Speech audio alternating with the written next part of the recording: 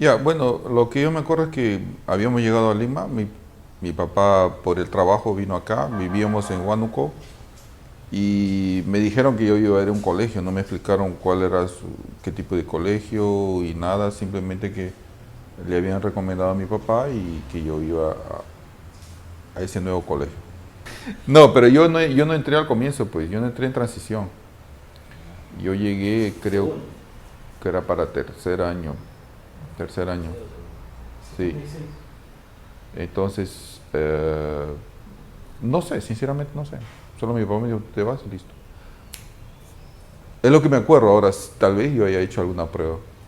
No sé si mi papá conversó con mi tío, ah, tal vez, porque ellos ya estudiaban realmente. Y también puede haber sido también una influencia porque mi papá trabajaba en un seminario. Entonces al preguntar sobre colegio, muy probablemente le dijeron, bueno, el San Andrés es un colegio evangélico.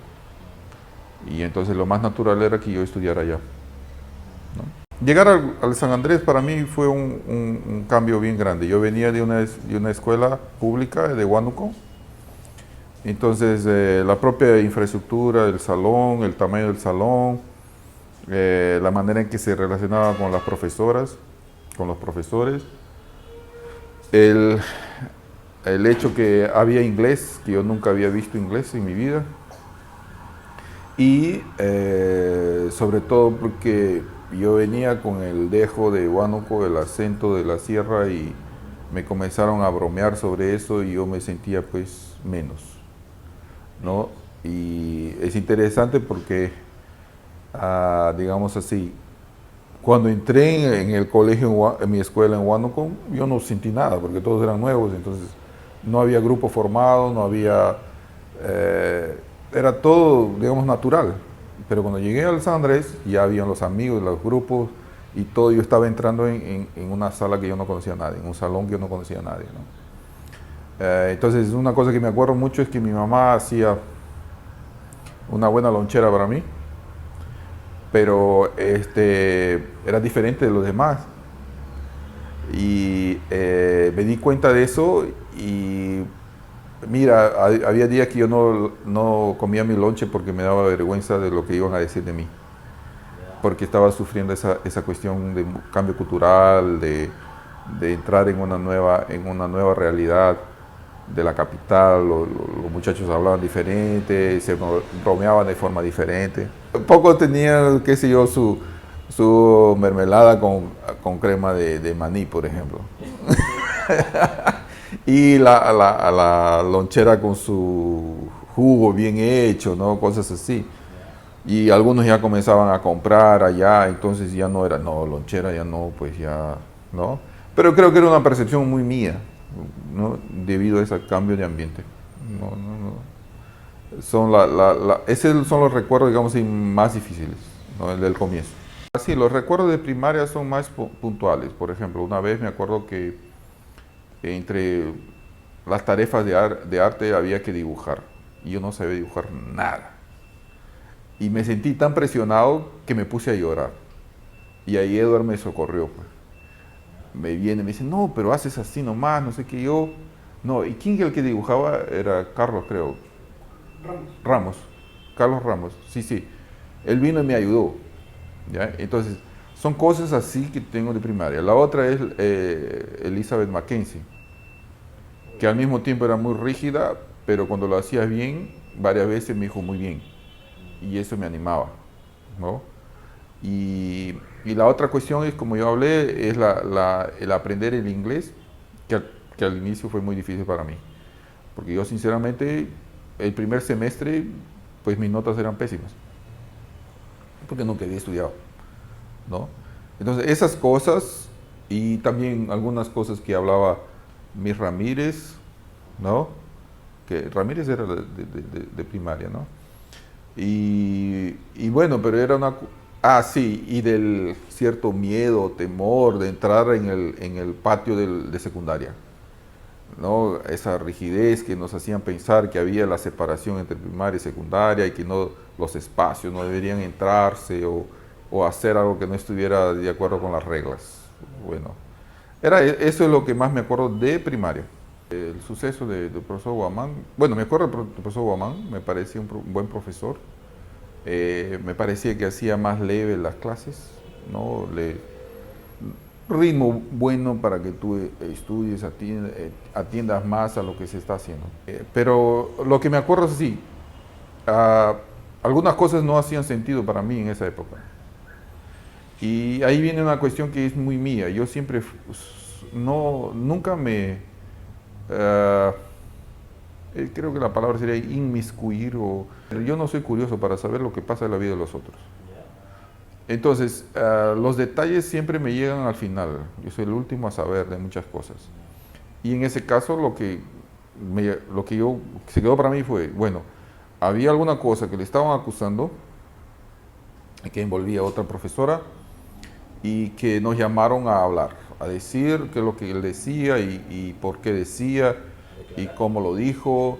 ¿Ya? Y realmente ese momento que nos llamaron, pues, bueno, para mí fue así, pero ¿por qué me llaman? Yo no hice nada. Y después cuando me comenzaron a preguntar las cosas, digo, ya, bueno, ¿quieren saber lo que pasó? Yo les dije lo que había escuchado. Entonces para mí no fue, digamos, muy traumático o no me dejó una marca en ese sentido. Años después, cuando yo supe digamos así, que muy probablemente fue una cuestión injusta que se hizo con él y que muchos del colegio de nuestra promoción hablaban sobre eso, es que yo me puse a pensar y recordar, pero digamos así, no es una cosa que yo pueda haber hecho un juicio de valor en esa época y que después cambió. No, simplemente no hay no hay un recuerdo que yo pueda decir, fue así. No, es más vago en ese sentido. Bueno, volviendo al suceso de Guamán, no, tal vez para los otros la sensación fue diferente, porque ya había más historia, más tiempo con él, y también, como tú dijiste, podría ser que también ya se había, digamos así, él había traído otra manera de enfrentar o de crear un lazo de confianza que sobrepasaría los temores o las excesivas reglas o disciplinas, de la disciplina que había en el colegio. Entonces, me parece que eso sería una posible explicación de por qué la marca o el recuerdo de la mayoría es diferente del mío, porque yo estaba llegando ese año, ¿no? Sí, es interesante cuando tú dices que esa es cuestión del lazo afectivo y de lo que ustedes ya habían vivido como salón con los otros profesores. Unas semanas atrás en realidad era un video de un psicólogo diciendo que él no entendía por qué sus padres y su madre específicamente le hacía tanto énfasis al respeto. Hasta que después, como psicólogo, él entendió que no existe amor sin respeto. ¿No? Es imposible amar a una persona que no la respetes. Y lo que hacían nuestros padres era que, bueno, nos hacían sentir el respeto primero. Tú me respetas porque yo soy tu padre, tú me respetas porque yo soy tu madre. Y el colegio era más o menos eso. O sea, tú tenías que respetar las reglas, seguir las reglas. Si seguías las reglas estaba bien, si no seguías las reglas tenías tus problemas. Entonces es una cuestión que a pesar de ese comportamiento de los profesores, de algunos que pueden ser un poco lejanos, que te hacían cumplir las reglas, al final de las cuentas, en algún momento tú vas a crear un lazo emotivo, emocional, positivo. La mayoría. Algunos no, pero la mayoría. Porque es natural, es una etapa de tu vida, tú la estás viviendo. Y si no es 100% negativo, no te deja una marca demasiado fuerte, va a ser positivo. Tienes tus amigos, como tú dijiste, es la segunda casa. Entonces, ahí es donde te digo, o sea, como yo era nuevo en el grupo, tal vez yo no sentí tanto como ustedes lo sintieron la salida de Guamán. Ahora, también es otra cosa, esa cuestión de la disciplina, ese tema de la disciplina, Hay algunos que se adaptan más fácil que otros no. Entonces, la imagen de Guamán tal vez sería el que traducía todo eso de la disciplina de una forma más, digamos así, no diría que estaba quebrando las reglas, simplemente él había creado un lazo con nosotros que por confianza muchos lo seguían, ¿no? En realidad era un líder del salón, era una imagen fuerte para los muchachos del salón. Y él hacía que nosotros siguiésemos la mayoría de las reglas, creo que bien. Entonces, el choque fue de ver esa persona que se importaba con el grupo, de que lo sacaron de esa manera, ¿no? Y te digo, para mí, el chiste que él hizo no era nada demasiado para la edad que teníamos. Entonces, la reacción después de años pensando, la reacción para mí fue ilógica. No era desproporcional, esa es la palabra, desproporcional lo que pasó. Lo que tú estás mencionando es una cuestión bien interesante porque depende también de cómo tú aprendes, ¿ya? Y lo que estás citando en un gran profesor sería sería el que te deja te sirve como ejemplo o mueve tu cabeza de una forma que transforma tu cabeza para que tú te guíes y veas cosas que antes no veías. Pero la cuestión es que eso no es único. Tú tienes varios profesores y por lo menos yo aprendo de varias formas. Entonces, por ejemplo, ¿se acuerdan de Luna? Ya, en términos de manera de él, digamos así, la interacción con los alumnos no me parecía gran cosa. Pero ¿qué es lo que aprendí de él? Su capacidad de síntesis. Sus esquemas teóricos de la historia. Eso me acuerdo todavía. ¿Por qué? Porque era una forma bien esquemática y bien fácil de entender, que te facilitaba todo ese volumen de informaciones que es natural de la historia, que es propio de la historia. Entonces, así, eso yo aprendí con él y me pareció bien. Y hasta ahora, bueno, yo soy ingeniero, eso también después se reforzó por ser ingeniero. Me gustan los esquemas, ¿no? Y es una cosa buena. Entonces, pero así, yo puedo ver otros profesores que realmente tuvieron cosas buenas que podíamos aprender. Y como tú dices, hubo otros que eran mediocres y algunos malos profesores que realmente no dejaron nada, ¿no? Pero en ese contexto todo, yo te diría que Guamán estaría entre los mejores, Por encima del promedio. por encima del promedio, exacto. Juan Pablo sin duda fue un alumno excepcional, una persona excepcional. Yo supe de él algunas cosas de su capacidad y de cómo se relacionaba con Ligerito, por ejemplo, después, ¿ya? Lo que yo supe que Ligerito le daba material diferenciado, ejercicios más difíciles, porque él ya había superado el nivel que nosotros estábamos en matemática. ¿En qué circunstancias? En matemática, en los últimos años, ¿Siendo alumnos? sí, Ya. como alumno, ¿no? Entonces, en realidad, Juan Pablo era, a mi modo de ver, que lo dicen hoy, una persona con altas capacidades, ¿ya? Pero como todo grupo social, él enfrentó, y algunas imágenes que tengo de él es cuando éramos en inicio, creo que en primaria, todavía sufriendo un poco la presión del grupo y de algunos que eran más fuertes que él, que en los juegos más, digamos, y físicos, él salía perdiendo y Terminaban el tacho. sí, no, se peleaban o él terminaba llorando. Y una vez me acuerdo que él quería reclamar, pero era tan inteligente que sabía que si reclamaba iba a ser peor. Bueno, la imagen que tengo de él es que él fue un muchacho muy inteligente que supo introducirse en un grupo como el nuestro y que, digamos así, por su capacidad intelectual, él tenía opiniones muy fuertes y sabía defenderlas. No sé si ustedes se acuerdan, en quinto de secundaria se sacó 20 con Alan Fraser defendiendo el ateísmo. ¿En qué curso? En religión. Entonces, esos son pocas personas que pueden hacerlo. Por la capacidad intelectual que tenía, él podía hacerlo. Entonces, lo que yo le diría hoy día, si él tuviera 50 años como nosotros, yo le diría, mira para atrás lo que has caminado y piensa que existe la posibilidad.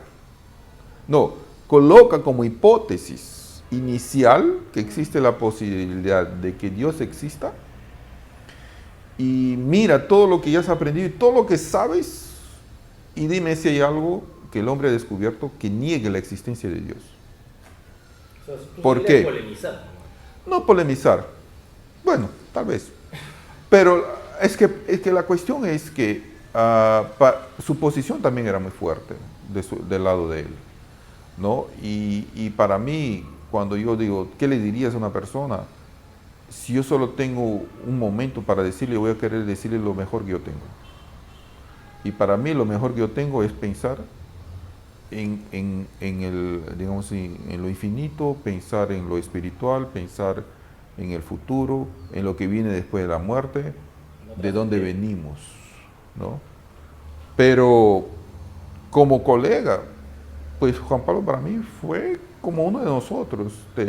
Nos protegía, nos ayudaba, jugaba, se involucraba con todos. ¿De parte de Juan Pablo? Sí, en algunos casos él ha ayudado, conmigo no, pero yo le veía hacer algunas cosas por los otros, ayudarlos.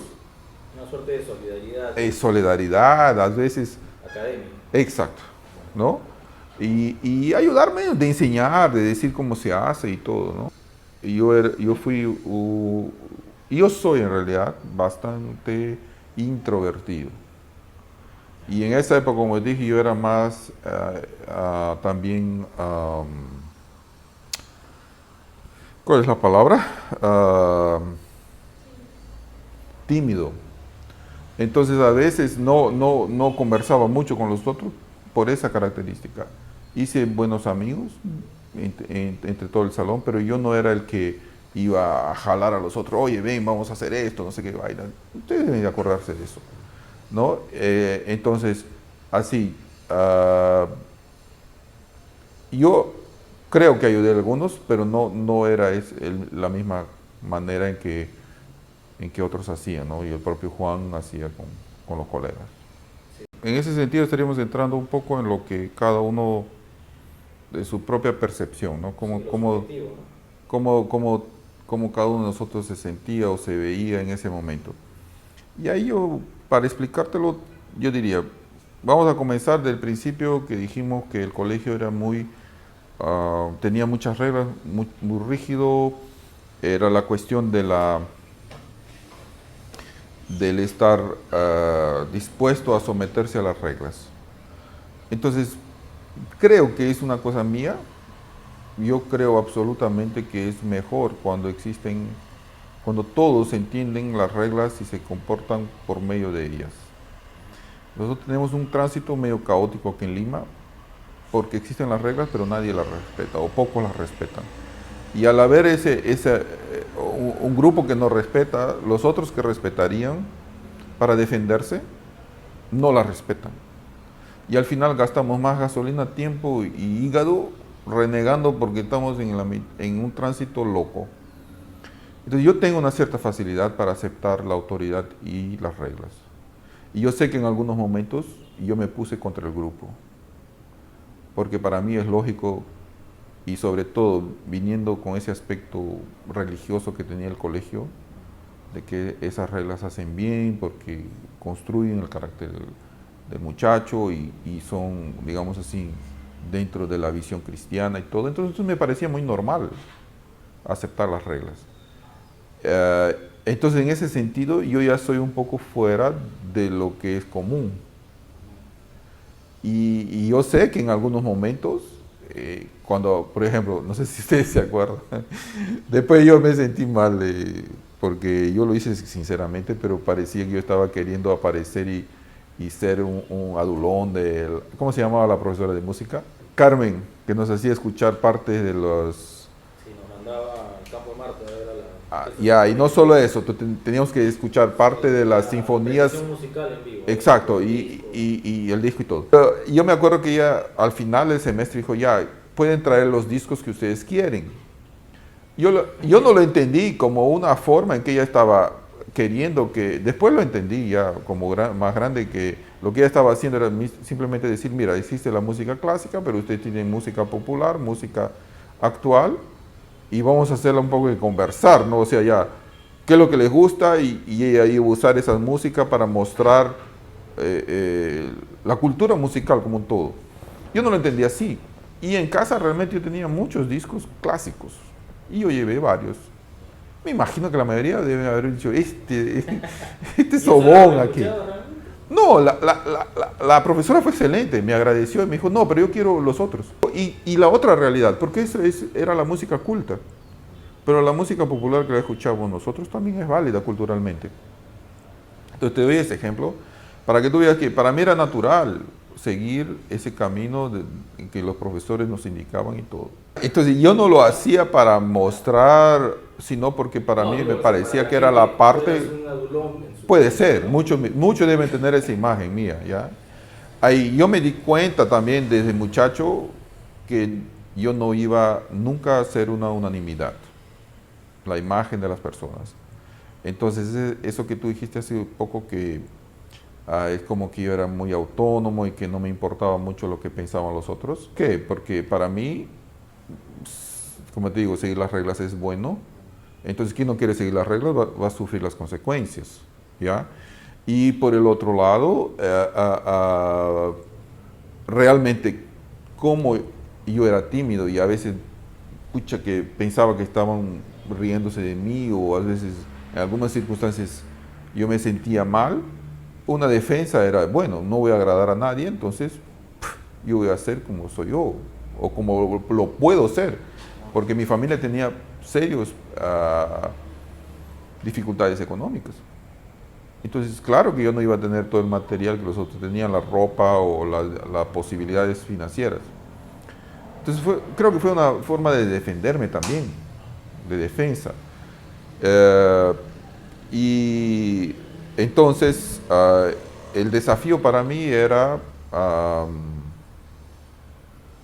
en algunos momentos que yo me daba cuenta, integrarme a ese grupo, que a veces me parecía que como que yo no seguía los mismos intereses o la misma visión. Bueno, te doy otra imagen, la cuestión que tú hablaste de los prefectos. No sé si ustedes se acuerdan, pero la tradición era que el prefecto general fuera la mejor nota de la promoción. Y en nuestra promoción esa tradición se quebró, se rompió. Y antes de anunciar la lista con prefecto general y viceprefecto general, esa es la imagen que voy a darte. Yo me esforzaba porque yo sabía el esfuerzo que mis padres hacían para darme la educación y yo sabía que, no sé si ustedes supieron, pero yo casi todos los años tuve por lo menos media beca por mi desempeño. Y si yo no tuviera ese desempeño, mis padres no podían mantenerme en el colegio. Entonces yo me esforzaba, pero yo tenía varios intereses y en secundaria comenzaron a aparecer otros intereses, club de periodismo, club de fotografía, qué sé yo, y yo me metí en muchas cosas. Entonces al final a veces mi desempeño no era tan bueno cuanto yo quería. Pero yo no era el que estaba contando nota para ver cuánto necesito para ser el primero del salón. Me parecía curioso cuando el ligerito llamaba a resolver los ejercicios en la pizarra. Ya me gustaba poder hacerlo y ser rápido, pero por ejemplo, yo sabía que Picho era más rápido que yo. Y que Delgado ya pues... Entonces, eso yo lo reconocía como normal, ya pues él es más hábil que yo, ¿qué voy a hacer? Ahora, ¿qué es lo que quería? Si yo quería más nota, me pasaba más tiempo estudiando, pero no era mi objetivo final eso, ¿ya? Entonces, cuando nos llamaron para prefectos, el profesor Alan me llamó, Alan Fraser me llamó a su oficina y me dijo, Watson, yo estoy pensando ponerte como viceprefecto, pero eso no es de la tradición y tal vez haya alguna resistencia. ¿Qué opinas? Él me dijo eso. Yo me sentí lisonjeado. ¿Por qué?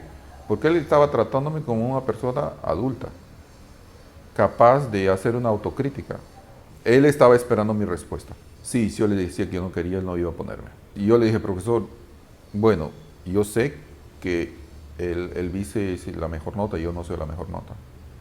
Él me dijo, yo sé, pero la figura del prefecto en el colegio es la oportunidad que un alumno tiene de ejercer autoridad. Y eso es bueno para el alumno que es prefecto y para los otros colegas, que tienen que aprender de que un igual a él ha sido investido de autoridad. Entonces me dice, en ese sentido yo sé que Juan Pablo no va a poder imponer autoridad. Y entonces yo le digo, bueno, profesor, usted lo pone así, para mí va a ser, es una honra para mí, es un honor para mí estar ejerciendo eso. Y no te lo voy a esconder, a mí me gusta ejercer autoridad en el sentido de servir, de tener la función y hacer bien. Estoy ejerciendo una función que tiene autoridad y que dentro del todo va a ayudar a todos. Y ahí cuando yo le acepté, él me dice, sí, y hay otro detalle, me dijo. Como también no era Grieve, no, Mendró no va a controlar a su propio salón, tú vas a ser el prefecto de la. Ahí yo te confieso que me dio un poco de miedo, ¿ya? De temor, porque ahí tú estás entre iguales y así como tú me dices que en el propio B no todos tenían una buena imagen de mí, peor era en la, porque era alguien de B que estaba encima de los de la. Eso era lo que tú sentías. Sí, ya. No lo habías comprobado, necesariamente. No, como te digo, yo no tenía muchos amigos en el A, eran más del B. Mi grupo era más del B, los más cercanos, si puedo decir así, ¿ya? Entonces, cuando eso sucedió, para mí fue un desafío. Y yo sé que al principio tuve que imponer algunas cosas, me arriesgué en ese sentido, pero al final de cuentas hubo un equilibrio, por lo que me acuerdo. Nadie salió peleando. Si hablaron por mis espaldas también, no sé, ¿no? Entonces, eso es un poco lo que yo soy, o sea, yo quiero dar lo mejor que tengo dentro de una visión de que las cosas ordenadas y organizadas e institucionales son mejores. Y bueno, yo sé que muchas personas no van a concordar conmigo, no les voy a gustar o alguna actitud mía les va De repente no te van a creer. Sí, y tal vez cuando yo les explique, por ejemplo, tal vez cuando vengan este video, no, ahora está hablando así porque está queriendo arreglarla, ¿no? Pero yo estoy hablando, esta es una conversación que me resulta interesante porque nos hace ver el pasado y eso a veces nos ayuda a crecer ahora y a conocernos mejor. Entonces, es eso. Interesante cuando tú mencionas las percepciones, la pregunta que me hiciste sobre qué le diría a Juan Pablo y cómo colocar eso. Hay dos, yo creo que son dos cosas diferentes en el sentido de que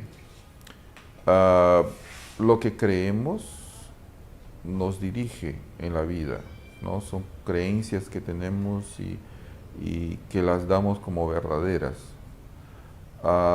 Pero no significa que tú creas en Dios te hace automáticamente una mejor persona.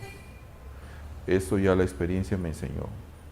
Entonces yo puedo ver personas que se declaran agnósticas y ateas, que socialmente, en su grupo familiar y de diversas formas que tú lo veas, son mejores que muchos otros que están todos los domingos yendo a la iglesia. Luces y líderes. Sí, pero ahí yo levantaría otro tema, que es medio polémico también. Es la cuestión que si existe o no el absoluto. Entonces, no estoy diciendo Dios ya, estoy diciendo absoluto. Si existe absoluto, entonces existe una verdad última, una verdad que no depende de nuestra percepción. Nos trasciende. Exacto. Y que si ese absoluto está representado en la figura del Dios que está en la Biblia, entonces todo ser humano va a tener que se confrontar con ese absoluto. Y ahí no depende de lo que yo haga o de lo que yo diga aquí en la tierra. Depende de la forma en que ese ser que es absoluto establece para que nos relacionemos con él. Y si tú lo niegas, es una respuesta. Si ya dijiste, no, tú no existes, ya. Pero la negación que yo hago como ser humano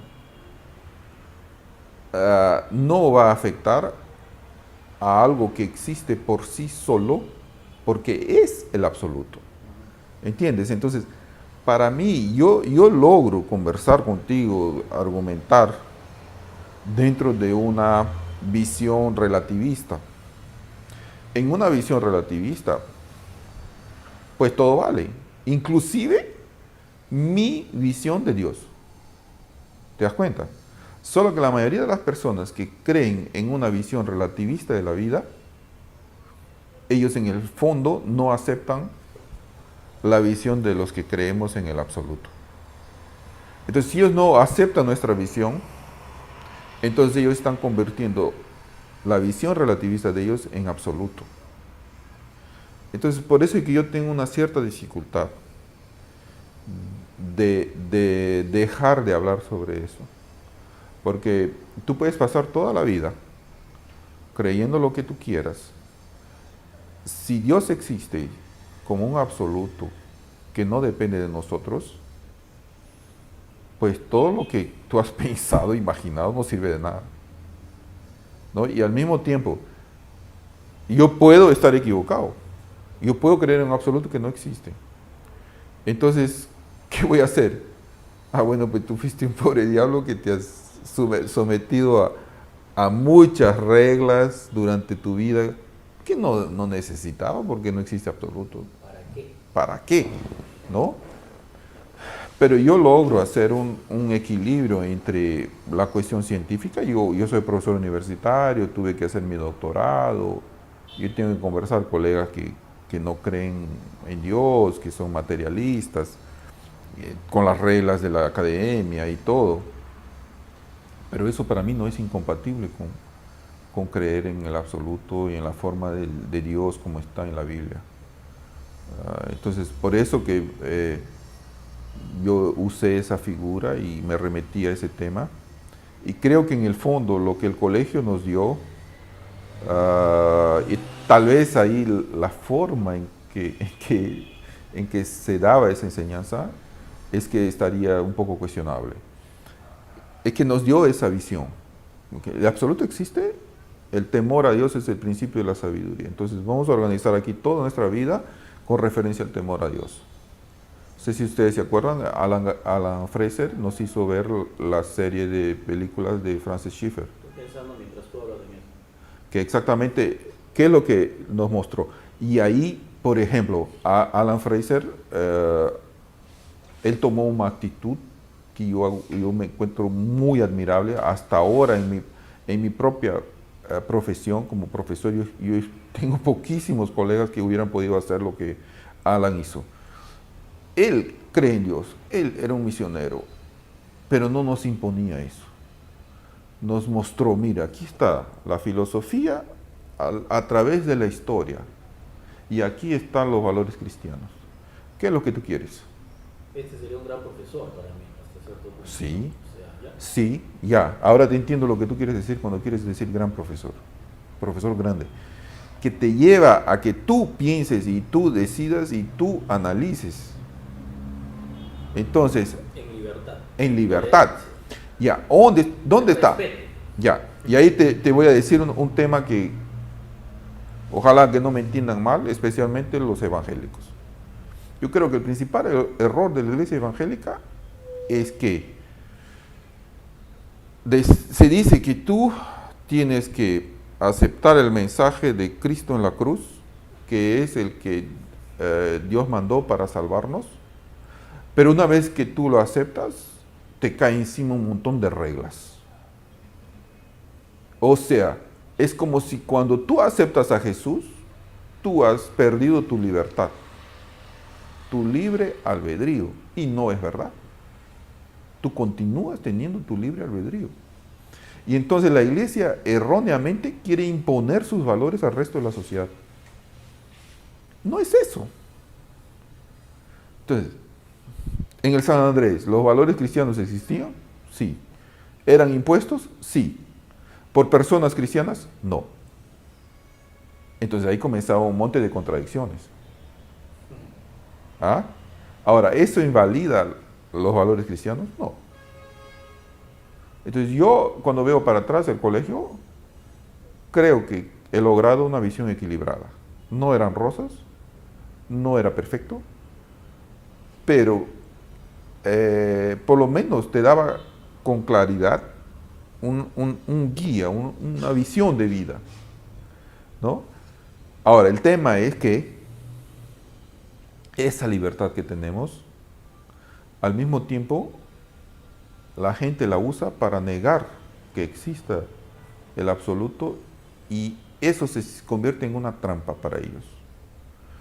Entonces, si otros de la promoción van a ver, miren para atrás,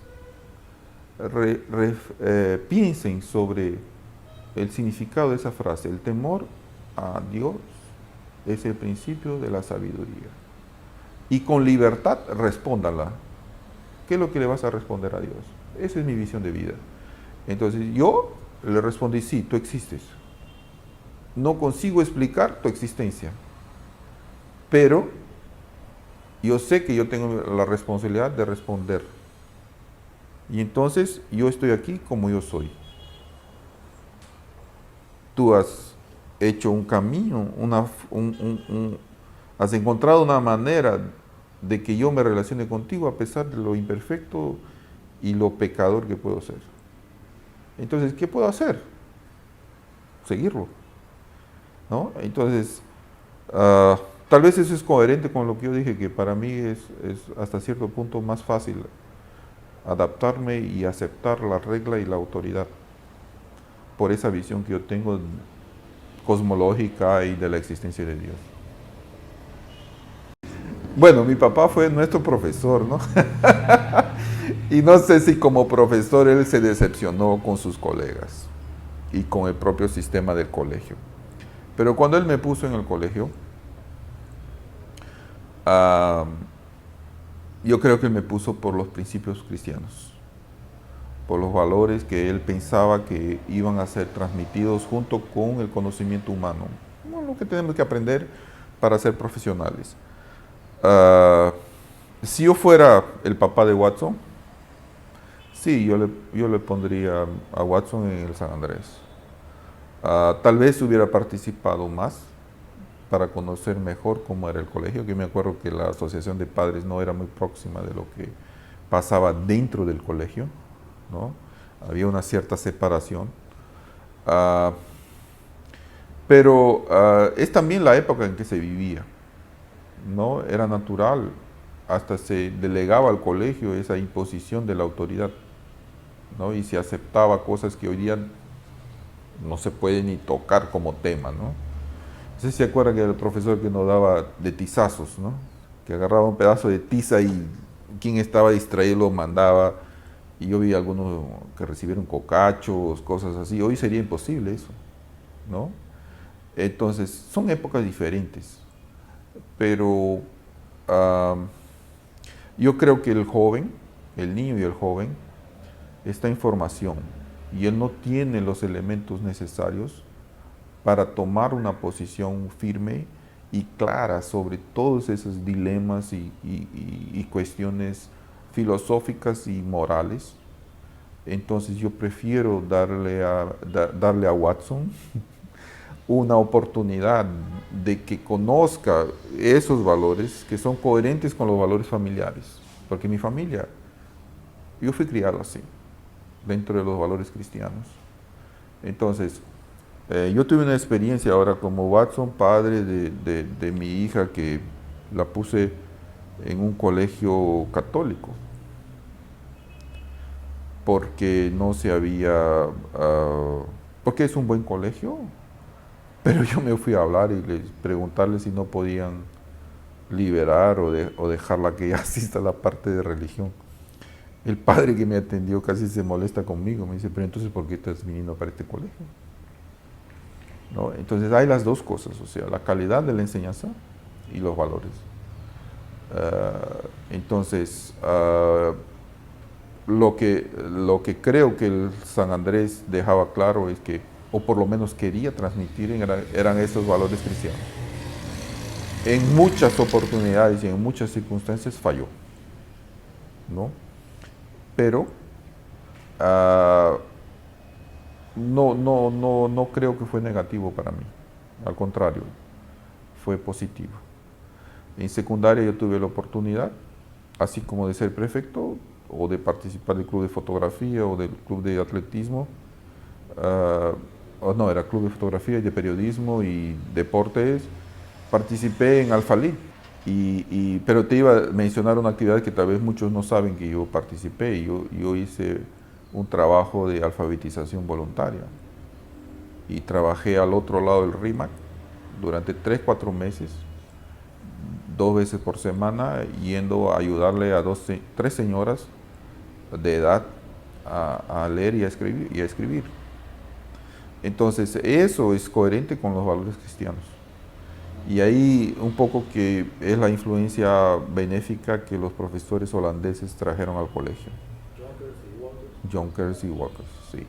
Si yo tuviera que escoger entre dedicar mi tiempo para participar en Alfalit o ayudarle a un colega, yo hubiera continuado participando en Alfalit, porque es un poco de la visión de que tú estás ayudando a quien no tuvo ninguna oportunidad y la visión de la misericordia de Dios, ¿no? O sea, una persona que con 40 años no sabe leer y escribir, que su marido era, ¿cómo se llama? El que cuida la obra. No sé si trabajaba en la obra, creo que solo cuidaba la obra. Y por mucho que ganaba, debería ser un salario mínimo. Entonces, ¿qué oportunidad sus hijos van a tener? Eso es lo que me movía, ¿no? Y tal vez esa visión entre colegas de que algunos digan, nada, porque él podría ayudarme y no me ayudó, es también un poco la cuestión de que, sí, tú me pediste directamente, entonces yo soy un poco así, yo espero que la persona me diga, oye, ¿puedes ayudarme? Por mi timidez, exacto. ¿No? Entonces, bueno, es esa visión. Entonces, lo que yo cité sobre Alfalit es para mostrar que para mí eso era coherente con la visión cristiana, con la visión de los valores cristianos. O sea, si yo digo que yo tengo que seguir los valores cristianos, yo tengo que hacerlo eso de manera práctica. Entonces, una manera práctica es ayudar a alguien a aprender y a, escribir, a leer y a escribir, ¿no? Y bueno, es una fase difícil en el colegio, escuela, colegio, primaria, secundaria, muchos cambios, la adolescencia y todo eso, y los conflictos de grupo nunca son fáciles de llevar. Ahora, lo interesante es que cuando crecemos y pasa el tiempo, a veces lo que era muy crítico o era un problemazo en el que viviste como adolescente, después tú te ríes pues, de lo que habías pasado. Entonces, sí, en general, la experiencia y la imagen que tengo del colegio es positiva. No es perfecta, porque no hay institución humana perfecta, ¿no? Pero es válida y me dejó grandes amistades, grandes amigos, colegas, que hasta hoy, pues, cuando nos vemos, podemos establecer una conversación de este nivel que es muy agradable. Y te agradezco por esa oportunidad.